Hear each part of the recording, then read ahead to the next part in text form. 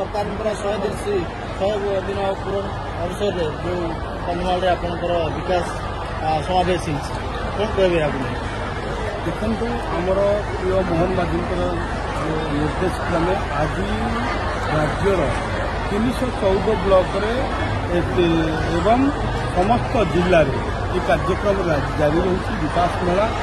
जो भी भाव में आम आगे कथा नहीं आम सरकार आसला आम जो सब कार्य करने प्रतिश्रुति देती आज से कथा आम सरकार पूरण कर कथा देलु आसिले श्रीमंदिर द्वार खोल कथा देलु आसिले धानर एमएसपी 31 टंका को वृद्धि करा एवं सर्वोपरि महिला मान सशक्त करने स्वावलंबी करने महिला सुभद्रा योजनार कथा दिया एवं आज आप देखिए जो विकास मेला चली ओडिशा को एक विकसित राज्य करने एक जो नुआ योजना तैयारी कर बर्तमान जो बजेट है आपण मैंने देखिए 265 कोटी टंकार बजेट ये 4 वर्ग को ये प्राधान्य दिगला प्रथम वर्ग जो कृषक अन्नदाता द्वितीय वर्ग हूँ जो मैंने युवा जो मानक हूँ भारत भाग्य विधाता ओडिशार भाग्य विधाता तृतीय कथा हूँ जो मैंने महिला महिला जदि आग को जीव महिला माने स्वावलंबी हे महिला जदि रोजगार करेंगे ताहले आम राज्य आग को जापर चतुर्थ कथा है आदिवासी हरिजन जनजाति जो मैंने कि अवहेलित निष्पेषित भाव रही किपर भाव में समाज मुख्य सूत्रक अणाजिब यही सब परिप्रेक्षी आज देखा शिक्षा स्वास्थ्य गमनागमन प्रत्येक क्षेत्र को आज ये आम विकास करने सब प्रतिश्रुतिबद्ध रही सरकार एवं यही दिगरे आज आम जो 100 दिन भितर जो कथा करूँ आज कंधमाल जिला को बासी को आज आम जनईचु आग को कंधमाल जिलार किपर विकसित हम जो 2036 बेलू ओडिशा एक विकसित राज्य परिणत हम जो प्रधानमंत्री जो स्वप्न रही 2047 में भारत विकसित राज्य हम से ही समय आप देखिए कंधमाल जिला एक विकसित जिले में परिणत हम एवं सबु वर्ग को ध्यान दिज्व ये रोजगार कर गमनागमन व्यवस्था कर महिला मान सशक्त कर स्वावलंबी कर सर्वोपरि यही अंचल विकास बर्ड फ्लू स्थिति केमती रही सर राज्य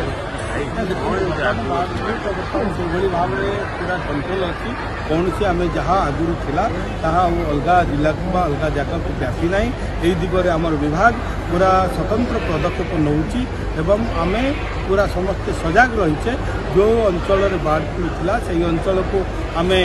जे कुकुड़ा नेबा आनिबा खाद्य नेबा आनिबा से दिगरे मध्य प्रतिबंधक लगेइथिले एवं विभिन्न सानिटाइजेशन करा जाउची तेणु एथिरे कौन आतंकित हेबार ना लोक खाई पारिबे कि वर्तमान बर्ड फ्लू जो संकट जो बर्ड फ्लू आतंक थिला लोक वर्तमान खाई पारिबे कि बर्ड फ्लू चिकेन एवं अंडा सब व्यवहार करि पारिबे कि जगह बर्ड फ्लू नाही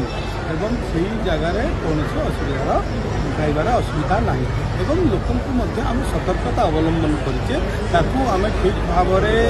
माने रोषे करवा अधिक टेम्परेचर करवा एवं परिच्छन्न परिच्छन्नता भितर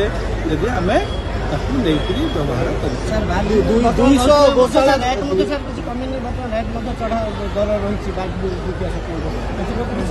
नहीं निश्चित भाव आमर सेटा सरकार नियंत्रण रही जो मैंने ये दिगरे कौन कला बजारी कर सरकार से दिगरे पदक्षेप सर सरकार 200 गौशाला कथा कहते कि बर्तमान सुधा गोटे भी गौशाला है नहीं रास्ता घाट रे गाई गोरु बुलूँ देखो गौशाला बहुत जगह आरंभ हो गला आपंकर अवगति बोधे ना बहुत जगह गौशाला आरंभ हो गला बहुत जगह गौशाला मुझे जाइली पुरी गोवर्धन पीठ शंकराचार्य से गोटे 25 एकर गोटे गौशाला आरंभ होगा जाऊँगी आप फुलबाणी जिलार आपंकर गौशाला होगा जाऊँगी आज आसी आम चेष्टा कर 25 वर्ष जहाँ है आप 100 दिन आशा कर अपेक्षा करूँ निश्चित भाव में 200 गौशाला हम एवं गोमातार सुरक्षा हम गोवंशर वृद्धि करा दुग्ध मिशन बन्या बहुत डैम अच्छी पोखरी अच्छी मत्स्य विभाग तरफ से किसी कौन कह देखते मत्स्य विभाग को आम निर्देश देचे आम आज रिव्यू करते किपरि भाव में कंधमाल जिले में मत्स्य चाष सहित जो रही विभिन्न पोखरी गुड़ाक रही किपरि उन्नति करवा एवं यही दिगरे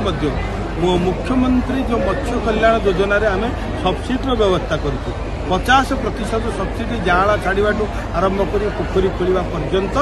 आम खाद्य